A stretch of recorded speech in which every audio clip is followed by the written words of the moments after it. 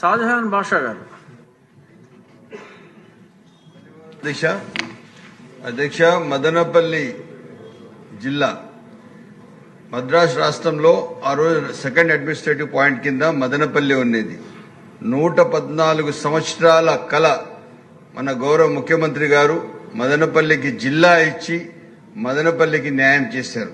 నేను సభాముఖంగా ధన్యవాదాలు తెలియజేస్తున్నాను. అదేవిధంగా దిశ ట్రాఫిక్ సమస్య చాలా తాండవం ఆడుతాం, చాలా ఎక్కువ ఉంది.